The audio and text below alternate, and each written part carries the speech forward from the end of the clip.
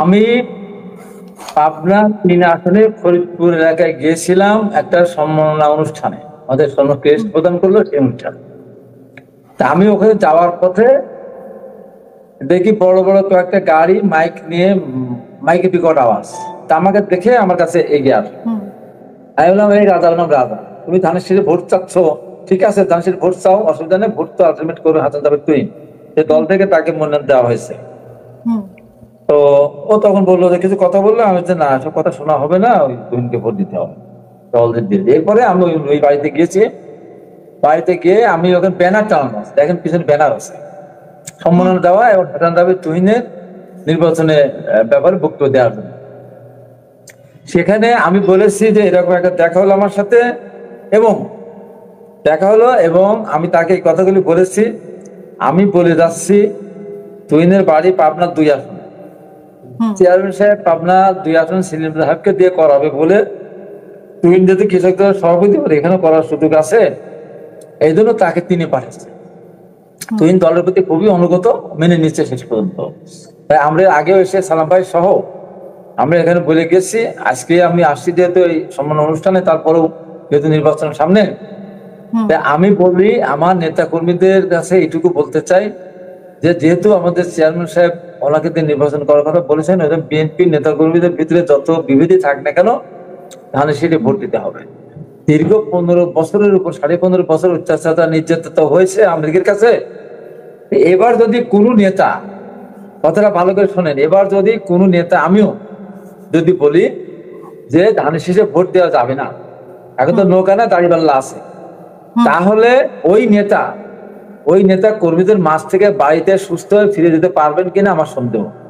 কি হলো, আমি বলেছি আমার দলের নেতা যে যত বড় নেতাই হোক না কেন, সে যদি কোনো কর্মীকে বলে যে এবার ভোট ধানের শীষে না দিয়ে, নৌকা তো নাই, অন্য দাঁড়িপাল্লাকে দিতে বলে, তাহলে সেই নেতা সুস্থ বাড়ি ফিরে যেতে পারবে কিনা আমার সন্দেহ।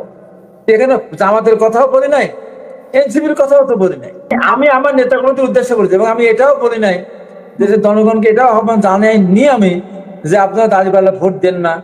এটাও আমি বলিনি যে বিএনপিকে ভোট না দিলে হাড় দিয়ে ভেঙে ফেলবো, বিএনপিকে ভোট দিতেই হবে, আমি একটাও বলি নাই। আমি বলেছি আমার দলের নেতাদের উদ্দেশ্যে বলেছি, কর্মীরা কিন্তু মানবেন। এটারে আমার একটা দোষ আছে কোথা থেকে। এবং দেখেন এরা কত বড় মিথ্যা কথা বলে। আমাকে দেখানো হচ্ছে যে আমি র্যাবের হাতে গ্রেপ্তার হয়েছি, 7 বস্তা টাকা, আরো টাকা, সিন্দুক সহ ভর্তি, সোনা দানা গহনা সহ কত কিছু। আমি তখন আমার গ্রামের বাড়ি, আমি ঈশ্বরদীতে ঘুমাচ্ছি। তারপরে এটা সকালবেলা তখন জানানো হলো, সব বললো ভাই আপনি লাইভে তার দরকার নেই, দেখুক সারা পৃথিবী। তারপর আমি একটু পরে আমি আমার অনুষ্ঠানে যাব। আমি আর সেই অনুষ্ঠানে গেলাম, একটা স্কুলের অনুষ্ঠানে, আমি ঘোড়ার গাড়ি চলে গিয়েছি কিন্তু একটা জায়গা থেকে এক জায়গা পর্যন্ত। এই যে মিথ্যা, কত বড় মিথ্যা। এই যে সার্জিস আলমের আগেও আমি বলেছি যে আমরা 15.5 বছর বা আগে 2.5 বছর 14.5 বছর আমরা নির্যাতিত হয়েছি, অত্যাচারিত হয়েছি। বিশেষ করে আওয়ামী লীগের আমলে আমাদের শত শত কর্মী গুম হয়েছে, খুন হয়েছে, লক্ষ লক্ষ কর্মী আমরা জেলে গেছি।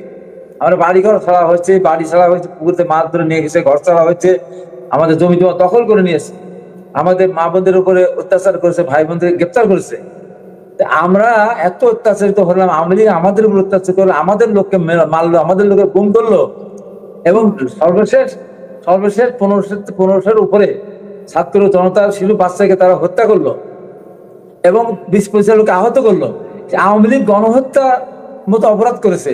সেই আওয়ামী লীগের সাথে এখন বিএনপিকে যদি কেউ তুলনা করে, নৌকা ধানের শীষ 2 সাহেবের একই বিষ, তাহলে যে বলবে, আমি সার্জিসের কথাও বলি নাই, এনসিপির কথাও বলি নাই, জামাতের কথাও বলি নাই, যে বলবে এত বড় অন্যায় আমাদের বিরুদ্ধে, যে বলবে এই কথা, তার জিহ্বাটা কেটে দাগ কোড়াল হাতের কাছে যা পাবে ছুরি চাকু তাই কেটে কালো কুত্তা দিয়ে খাওয়াই দেবেন, মামলা আমার নামে হবে। আমি তো সহ্য করতে পারবো না। আমাকে কেন আওয়ামী লীগের সাথে মিলাবে? আওয়ামী লীগের ট্যাগ আমাকে আওয়ামী লীগের সাথে কেন তুলনা করে বলেন তো আপনি? আমরা অত্যাচার ধরলাম, আমাদের লোক মারা গেল, আমরা চলে গেলাম, আমরা বারবার রিমান্ড গেলাম, আর বলে যে নৌকা ধানের শীষ 2 সাহেবের একই বিষ। আমার কি বলাটা অপরাধ হয়েছে? অথচ আমাদের আমির এখন সবিক কি বললেন, আঙ্গুল তুলে বললেন, আমাদের দিকে কেউ আঙ্গুল তুলে আমরা ডান হাত না বাম হাতের আঙ্গুল দিয়ে তার জিহ্বা টেনে ফেলে দেবো, এক হুঙ্কার দিল। আমি তো কিচ্ছু বল নাই। আমি বলছি এই কথাটা যারা বলবে তারা কেন বলে, আমার সাথে কেন নৌকার সাথে ধানের শীষ মিলায়ে 2 সাহেবের একই বিষ কেন বলবে? এটা তো অন্যায় বলা। এইটা আর এখানে সার্জিদেরকেও বলি নাই, জামাতকেও বলি নাই, কাউকে বলি নাই। এখন দেখেন সার্জিদ আলমরা যে অন্যায়টা করলো, যে পুরনো ঢাকায় সোহাগ হত্যাকে কেন্দ্র করে তারেক রহমান বিদেশে আছে, কোনো অপরাধ না, কোনো কিছু না, আমরা কিছু জানি না। ও যে মারা গেছে সেও যুবদল করে, যে মারছে সেও যুবদল করে, ভাঙড়ি ব্যাপারে কেন্দ্র, এখানে সংগঠনের ব্যাপার না, গ্রুপিং না, কোনো কিছু না। ঘটনাটা নৃশংস, এটা আমরা বলেছি। সেখানে রাত্রিবেলা বিশ্ববিদ্যালয়ের ছাত্ররা, ইঞ্জিনিয়ারিং ছাত্ররা মাঠে নামলে কি তারেক হাসিনা গেছে যে পথে তারেক যাবে সে পথে, দিনের চালে কাওয়া, তারেক রহমান কি যেন একটা বাজে স্লোগান দিল এবং বললো চাঁদা ওঠে পল্টনে চলে যায় লন্ডনে। এই যে স্লোগান দিল, আপনি বলেন তো এই স্লোগান দিয়ে কত বড় অপরাধ না? এবং আমাদের অনেকগুলি অফিসে তারা হামলা করেছে এবং আমাদের বিলবোর্ড ভেঙেছে, পোস্টার সেই ফেলেছে অনেক জায়গায় বিনা অপরাধে। তারপরে সার্জির গত কয়েকদিন আগে যে সাংবাদিককে হত্যা করলো সিন্ডিকেটরা, সেখানে সার্জি তাকে পোস্ট দিল, বিএনপিটা হত্যা করেছে, যেখানে সার্জির মামলা হয়েছে। আমি আজকে আপনার মাধ্যমে বলতে চাই, আমার এই যে মিনা কাল, তাকে আমি বলি নাই, সংক্ষুব্ধ হওয়ার তার কোনো কারণ নাই, আর ওই কথাই আমি বলি নাই। সেই কারণে সার্জিদ আমার বিরুদ্ধে 2 দিন যে পোস্ট দিল এবং আজকে আমাদের সেন্ট্রাল নেতাদেরকে আহ্বান জানিয়েছে আমাকে আর ফজলু ভাইকে দল থেকে বের করতে হবে। আমাদের এত বড় সাহস পাই কোথায়, এত দুঃসাহস পাই কোথায়? সে কালকেও বলেছে, পরশুদিনও বলেছে, বাংলাদেশের 45টা দল রেজিস্টার্ড দল, বিএনপি এমন কি হয়ে গেল যে বিএনপির কথা মতো নির্বাচন দিতে হবে? তারা হাজি দিয়ে প্রথমে বলেছে জিয়া রহমান কেটেছে খাল, এর সাথে লাঙ্গল আওয়ামী লীগের নৌকা। এইসব ছেলেদের মুখে জিয়া রহমানের নাম নেওয়া ওদের মুখে সাজে বিনা কারণে। এবং ম্যাডামের শাড়ি কাকে ভাগ করে দিবে, গহনা কাকে ভাগ করে দিবে, সে কথা তারা বলেছে।